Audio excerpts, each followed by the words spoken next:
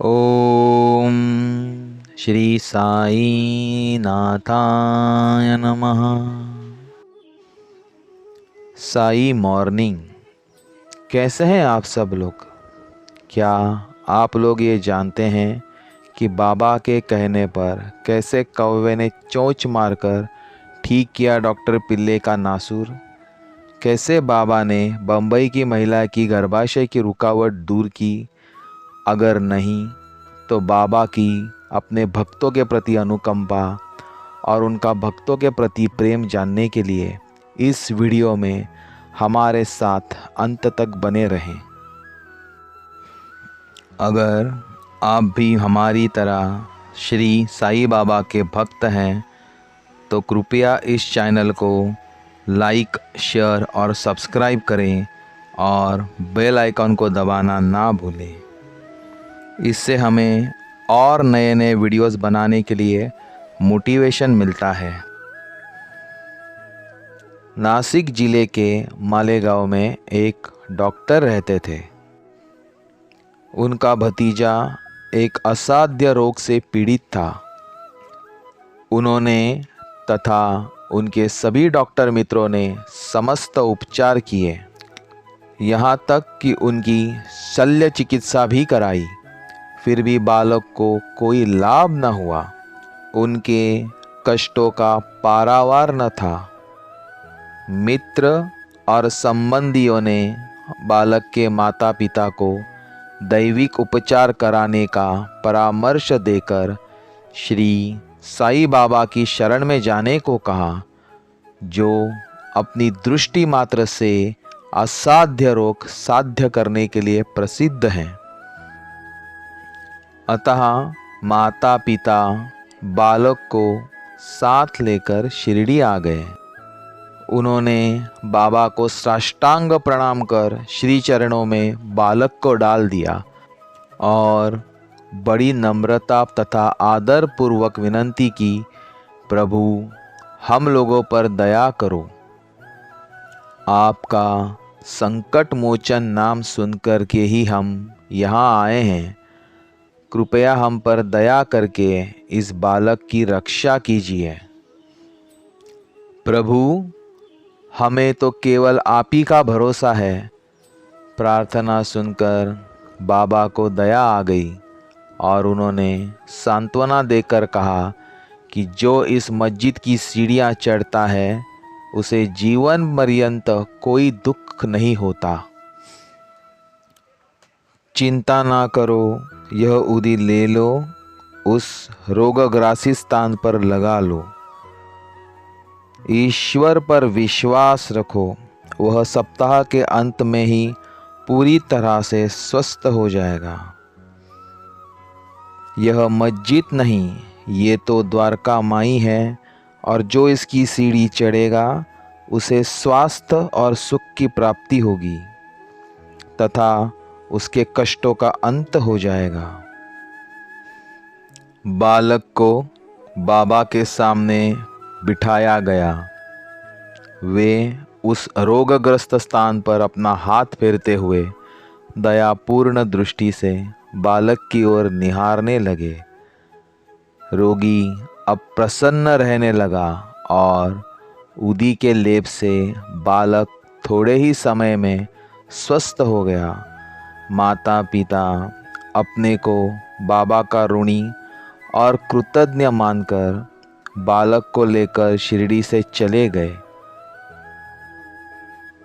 आइए अब जानते हैं कौन था वो कौवा जिसने बाबा के कहने पर डॉक्टर पिल्ले को चोंच मारकर उनका नासुर ठीक किया। डॉक्टर पिल्ले बाबा के एकनिष्ठ भक्त थे।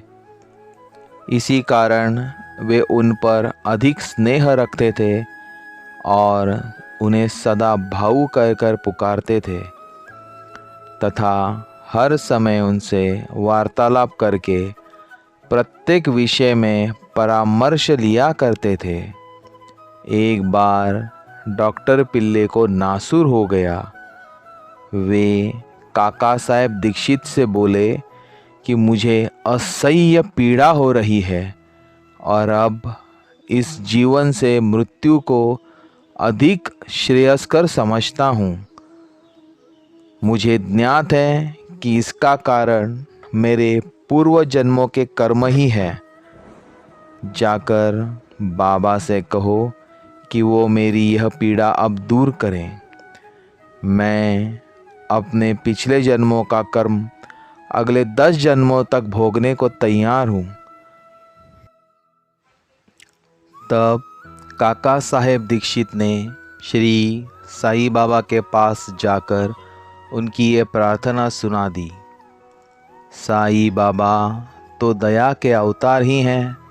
वे अपने भक्तों को कष्ट में कैसे देख सकते थे। उनकी प्रार्थना सुनकर उन्हें भी दया आ गई और उन्होंने दीक्षित से कहा कि पिल्ले से जाकर कहो कि घबराने की ऐसी कोई बात नहीं है। कर्म का फल 10 जन्मों में क्यों भुगतना पड़ेगा। केवल 10 दिनों में ही गत जन्मों के कर्म फल समाप्त हो जाएंगे। मैं यहाँ तुम्हें धार्मिक और आध्यात्मिक कल्याण देने के लिए ही बैठा हूँ। प्राण त्यागने की इच्छा कदापि न करनी चाहिए। जाओ और किसी के पीठ पर लादकर उन्हें यहाँ ले आओ। मैं सदा के लिए उनके कष्टों का छुटकारा कर दूंगा। तब उसी स्थिति में पिल्ले को वहाँ लाया गया। श्री साईं बाबा ने अपनी दाहिनी ओर उनके सिरहाने अपनी गादी देकर सुख से लिटाकर कहा कि इसकी मुख्य औषधि तो यह है कि पिछले जन्मों के कर्म फल को अवश्य भोग लेना चाहिए ताकि उससे सदा के लिए छुटकारा हो जाए। तन मन धन और वचन द्वारा उनकी अर्थात परमात्मा की शरण में जाओ, फिर देखें वो क्या करते हैं। डॉक्टर पिल्ले ने कहा कि नाना साहेब ने मेरे पैर में एक पट्टी बांधी है, परंतु मुझे उससे कोई लाभ नहीं पहुंचा। बाबा बोले, नाना तो मूर्ख है, वह पट्टी हटा दो, नहीं तो आप मर जाओगे। थोड़ी ही देर में एक कौवा आएगा और वह अपनी चोंच इसमें मारेगा, तभी तुम शीघ्र ही अच्छे हो जाओगे। जब ये वार्तालाप हो रहा था कि उसी समय अब्दुल, जो मस्जिद में झाड़ू लगाने तथा दिया बत्ती आदि स्वच्छ करने का कार्य करता था, वहाँ आ गया। वह जब दिया और बत्ती को साफ कर रहा था तो अचानक ही उसका पैर डॉक्टर पिल्ले के नासुर वाले पैर पर पड़ गया। पैर तो सूजा हुआ था ही, और जब अब्दुल का पैर उस पर पड़ गया तो उसमें से नासुर के 7 कीड़े बाहर निकल पड़े। कष्ट असहनीय हो गया और डॉक्टर पिल्ले उच्च स्वर में चिल्ला पड़े, किंतु कुछ ही काल के पश्चात ही वो शांत होकर गीत गाने लग गए। तब श्री साईं बाबा ने कहा कि देखा, नासुर अच्छा हो गया ना, अब आप गाना भी गा रहे हो। डॉक्टर पिल्ले ने पूछा कि वह कौवा कब आएगा और चोंच मारेगा। बाबा ने कहा, अरे क्या तुमने कौवे को नहीं देखा, अब वह नहीं आएगा। अब्दुल, जिसने तुम्हारा पैर दबाया, वही कौवा था। उसने चोंच मारकर नासुर को हटा दिया, अब वह पुनः क्यों आएगा। अब जाकर वाड़े में विश्राम कर लो, तुम शीघ्र ही स्वस्थ हो जाओगे। उदी को नासुर वाले जगह पर लगाने से और पानी के संग पीने से बिना किसी औषधि या चिकित्सा के वह 10 दिनों में ही पूर्णतः स्वस्थ हो गए, जैसा बाबा ने कहा था।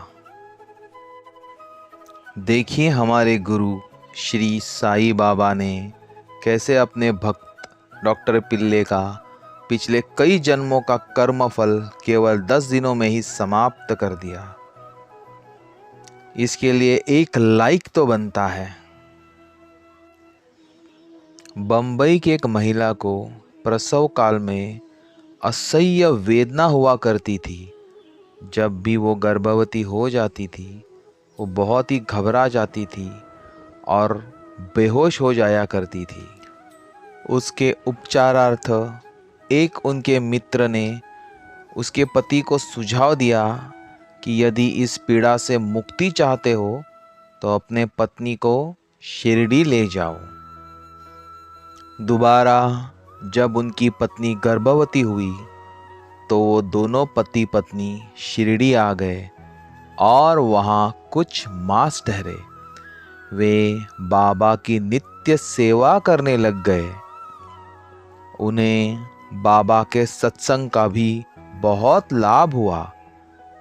कुछ दिनों के पश्चात जब प्रसव काल समीप आया, तब हमेशा की तरह गर्भाशय में रुकावट की वजह से बहुत अधिक वेदना होने लग गई।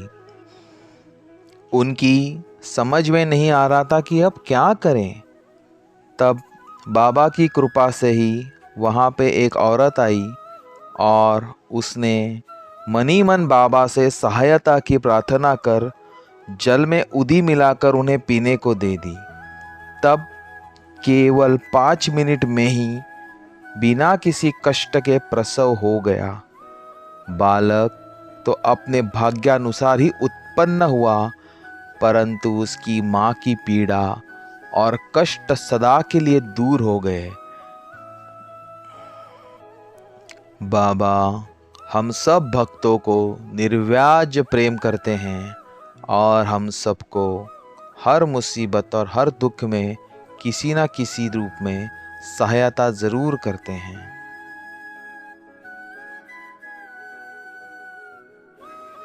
आइए अब हम सब मिलके परम पूज्य श्री बाबा के श्री चरणों में प्रार्थना करते हैं।